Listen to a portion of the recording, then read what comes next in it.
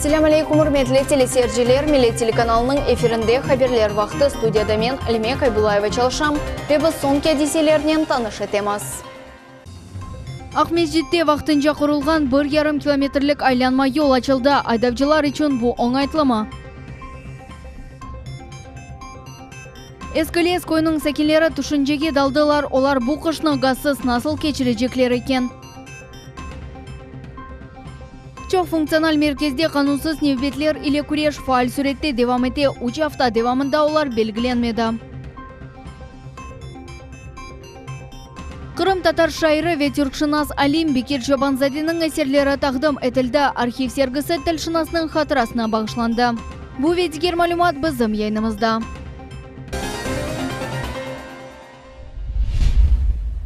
Qrim ko'pirining quruvchiligi Kerech bo'g'ozida gemilarning yurishini sing'irlayacak. Oktyabr 11 kunidan 14 kungacha yurishga yasoq etilajak.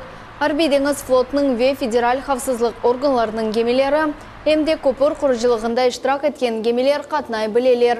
3 kun davomida Qrim ko'pirining farvater tremelarini ikinci araba yo'l kemeri yerleştirecek. Hatırlatamiz, birinci kemer tremelerga avgust oyining so'ngida yerleştirilgan edi.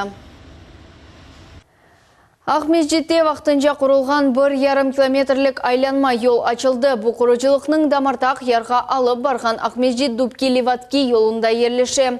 Yarmadaning esas yo'l damari sayılgan yo'lning dengishmeleri haqida muxbirimiz Safiya Shukurova bildi. Naqliga marşrutda olgan göstergeçler ve skemalar boyunca qatnay vaqtincha qurilgan yo'l kelajakda yo'llar bağlangan yerning qismi değil. 9 kilometrlik Dubki-Livatki yo'lu ekspluatatsiyaga kirsetilgan so'ng bu yo'l ishlatilecek. Şimdiki vaqtda kelajak araba yo'lning ishchilari suv, gaz ve baq aqlarini yerleştiriyorlar. 4 yo'laqli aylanma yo'lning quruvchiligi 2016 senesi başlandı. İşlerinin neticesini aydavchilar qiymat keseler. Неудобства нету, наоборот, это хорошо. Новая дорога будет. Вообще Крым строится хорошо, на благо России. Ну, что строится, да, радует, что строится, да. То, что это движение не остановили, а сделали параллельно дорогу. Разгружает дороги это временная трасса. Şimdi işçiler en ağır işlerini beceriyorlar. Yol temeli düşeli, gerekli malzemeler yerleştirili ve asfalt koyula. Yana kurulgan magistral 2018 senenin avgust ayınaca hazır olacak. Akmezcit'ten dış kurulgan aylanma yol şehirdeki nakliye hareketini boşatır. Qrim paytaxtının ekologiyasını ve yol örtüsünü saklar. Safiya Shukurova, Magomed Nesturov, Millet üçün.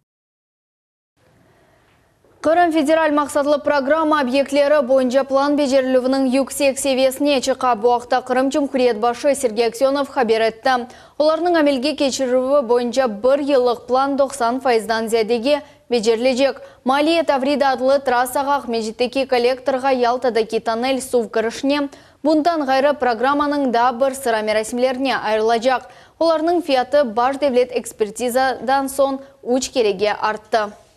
Вот на эти мероприятия, на все без исключения, добавлены средства правительства Российской Федерации. С исполнения там около 75–80%, но у нас пока, я уже говорил, и прогнозы меня спрашивали, я ожидаю 92–93% исполнения, то есть федеральной целевой программы от первоначального плана ежегодного. То есть, в принципе, мы там на достаточно высокий уровень выходим. Пока не идеально, конечно, все, то есть, и все равно будет ряд отставаний. Qrim hakimiyeti kezlevde eko federal maqsadlı programma obyektleri boyunca anlaşmalarını bozacaklar. Bu İsmail Bey mikrorayonunda kurulayatkan mektep ve balabakça. Cumhuriyet vice-premyeri Vitalina Xlopin haber etti ki, balabakça boyunca dava arizalar ayında tapşırıldı. Mektep boyunca ise vesika kurucular alıngan paralarını ya kaytaracaklar ya da tölengen işlerini becerecekler. Yangi anlaşmalar gelecek senenin 1. kvartalına planlaştırıla. Hatırlatamız, mektepning quruculuğu bu yıl başlandı. O 480 talebini sığdıracak. Obyektning fiyatı 356 milyon rubleni teşkil edecek.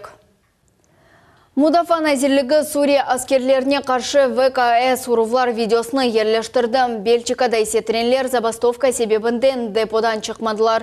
Bu videoga radiseler haqda qisqa haberler dayjestımızda seyir etiniz. Мудафа Назирлеги ВКонтакте ишчемаягында Сурияде ИГИЛ аскерлерінің объектлеріне қаршы ВКС урывлар видеосыны нешір етті. Оларның умumi девамлығы 55 санияны тәшкил етті. Бүгін Мудафа Назирлегінің ресми векілі Игорь Коношенко айтқанына көре, сонки 24 саат девамында авиация Иракның ғарби тарафындан Дейр-эз-Зор деген еріне келіп керген арбейлерге қаршы 182 кере аттеш açtı. Gece Medyan şehri yanında Efrat Ozen'in şarkı yalısında yerleşken teröristlер punkti açıldı. Anda harbi yedekler saklı edi. Hem de Asya Cumhuriyetlerinden, SNG'den ve Alжир'den kelgen çoktan çok terörist bulunaydı. Mudafa Nazirliginde hem de Suriye'de Rusya Su 24 uçağı viran olğanı haqta haber etildi. Ekipaj katapultirvanya keçirip olamadı ve elak oldu. Uçak bütünlüğü viran oldu. Evvelki malumatlarga göre kazanın sebebi uçağının teknik bozuluğu olabildi. Bu endi Suriye'de viran olğan ikinci Su 24'tır. Birincisi 2015 senenin noyabr ayında yüz bergen edi. O vakit Rusyalı bombardirovщик uçağını Türkiye hurucu uçak urup düşürgen edi.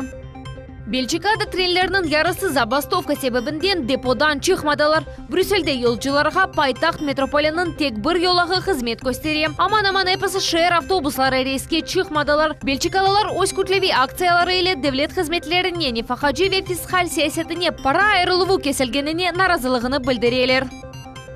Rusya mekteplerinde 2 yıl devamında da bir fen kersetelecek. Endi balalar santraç oynamağa öğrenecekler. Tahsil ve ilim nazirligi gelecek 2 yıl devamında başlangıç mektepte mutlaka öğrenilgen fenlerge santraç dersini kersetmege planlaştıra. Bu haqda idarenin başı Olga Vasilyeva Federatsiya Şurasında keçirilgen hakimiyet saytında haber etti. Lekin mektepte mütexassiz grossmeisterler geleceğini beklemek doğru değil. Nazir aytkanına göre 1-4 sınıflar için tahsil programması boyunca haftada bir ders beklenili ve pek sade olacak. Programmalar öyle tizilgen ki çeşit yaşlı hoca metodik tavsiyelerini kullanıp balalarını santraç oyununa öğretebilir, dep anlattı Vasilyeva.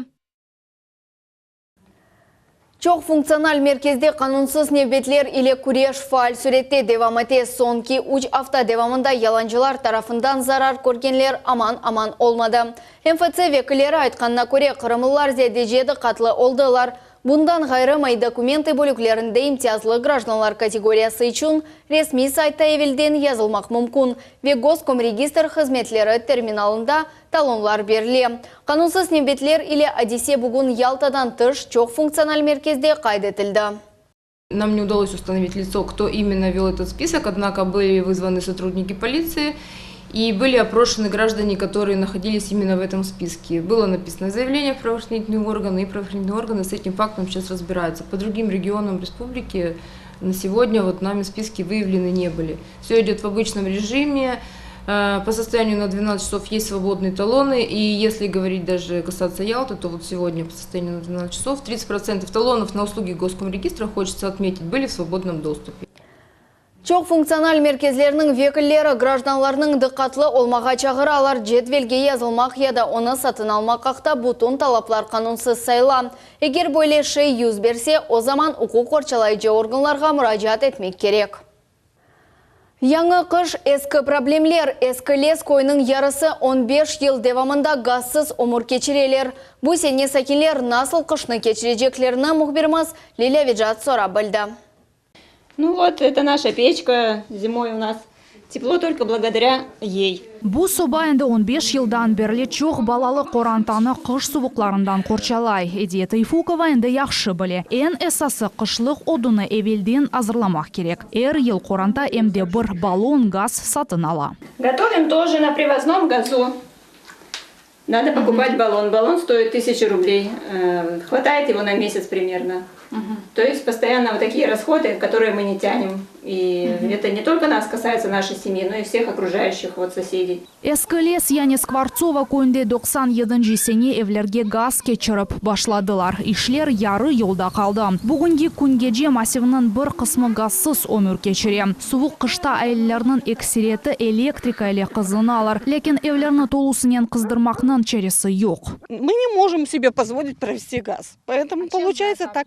Но электричество. Электричество, все на электричестве. И еда, и отопление, и стирка, ну все.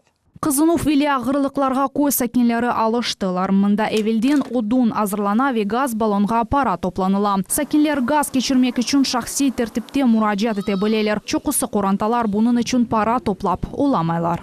Поэтому два внука у меня, которые живут без отца. И практически у нас нет возможности оплачивать все это. Тогда обращались и в совхоз обращались. Когда построится хотя бы половина, значит половина люди, а половина свиньи получается. СКЛС кой шурасынын мемориятинде сакинлерни тынчыландыралар, евлерге газ кечирилүүгө незарет алтында болуна деп ишандыралар. На сегодняшний день, насколько я смотрел, это 28 400 подключения к основной магистрали, плюс ориентировочно проект и внутренние работы это 10-12. То есть сейчас, чтобы подключиться, людей Белгаз, это 40 тысяч на дом.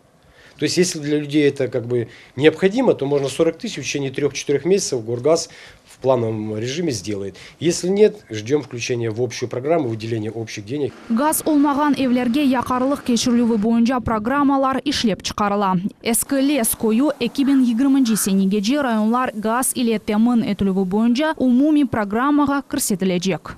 Койнын сакинлери тезден оларнын evlerinde газ пейда олажагына умут этелер, ама шымдыкы вакытта оларга чокча көмүр, одын ве сабыр топламак керек. Лилевиджат Эрвин Эмиралиев, Миллет үчүн. Кезлев трассасында уч араба бір қазада иштирак еттелер. Эвелки малыматларга көрө Hyundai'нын кадын айдавчысы орта жолакта кетеді. Айны шу вакыт заправкадан башка машина чыкты. Нетижеде эки араба чарпышты. Hyundai арабасы авдарылды веда 35 метрге кадар оз аракетин девам этти. Каза нетижесинде Hyundai машинасынын айдавчысы хастаханеге уграды. Бүгін Ахмедит шәрінде Қырымның Рус жемиеті, Украин жемиеті ве Ақ Русияде Рус ватандашлар жемиетінің координацион шурасы арасында аңлашма имзаланды. Ақ Русияде Қырымақта керчек мәлімат алынмағаны себебінден іштіракчелер Ярмадада олып кешкен Одиссей вақияларақта тариф етлежеклей қайарытмаға қарар алдылар.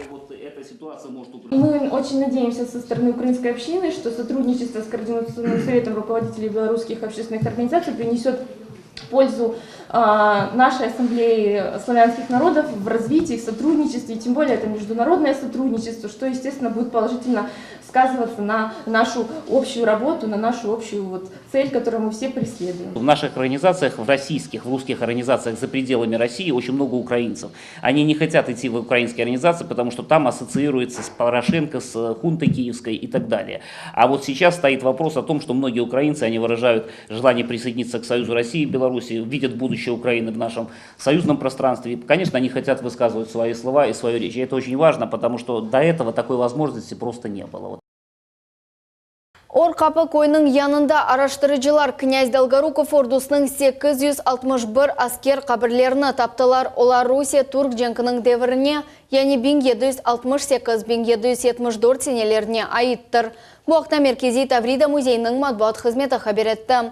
Музейде қайдеттілер ки мезарларда эшялар тапылды, мәдени дүгмелер, хачлар, иконалар, қошунлар, ве-паралар. Бұл араштырмаларны музей хадимлері сенсация деп адландырдылар ве оларны мемориал япмаға істейлер. Русия аскерлер мезарларны Помад Перекопа адлы отрядның араштырыcıлары таптылар. Мезарларда тапылған эшялар Меркези Таврида музейіне yollanıldı. Қырым Жұмхуриеті бойынша федераль хавсызлық қызметінде сыңырчылар идаресінің хадимлері Красноперекопск районының экі сакинінде Улу Жан-Женкі деврі селясының бір қач нұсқасыны таптылар. Кечерілген тедбірлер кетшатында Тархан койынде Русия Федерациясының ватандашы яшаған ерде Улу Ватан-Женкі деврінің немсе сұңғу пычағы автофеклері, маузер карабины, Мосин винтовкасы ве 40 патрон тапылды. Селя сақлануына ве құлануына кереклі весиқалар yok еді. Шымды экспертиза мальземелері ұқу қорчалайжев органларға теслим етілуге азырлана. Бұндан сон жинай иш açılacak. В настоящее время материалы оперативно-розыскных мероприятий экспертизы готовятся к передаче в правоохранительные органы для принятия процессуального решения о возбуждении уголовных дел по части 1 статьи 222 «Незаконное приобретение, передача, сбыт, хранение, перевозка или ношение огнестрельного оружия, его основных частей, боеприпасов». Исмаил Гаспринский адына китапханеде Қырым татар шайыры ве Түркшынас Алим Бекер Чобанзаденің эсерлері тақдам етілді. Архив сергісі тіл шынасының хатырасына бағышланды. Октябрьнің 13-де бұл ұлы инсан вефат еткеніне 80 ел тола. Мекір Чобан Заде түрки тілер системлештіру ішінің башында тұрайды.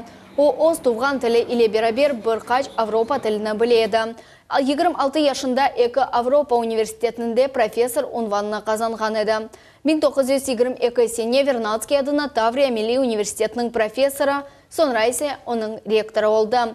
Эрсене оның шерифіне конференциялар, кечірле, мукафатлар берле, ве мақалелер жиынтықлары нешір етле. На выставке представлены труды, научные труды Бекира Чобанзаде, связанные с языкознанием, с литературоведением. И, конечно же, его произведения. Произведения на крымско-татарском языке и переводы его произведений на русский, на румынский, на польский языки. То есть это говорит о том, что наш великий поэт, наш великий ученый доступен другим народам. Его могут читать на разных языках и таким образом знакомиться с нашей культурой, с нашим языком.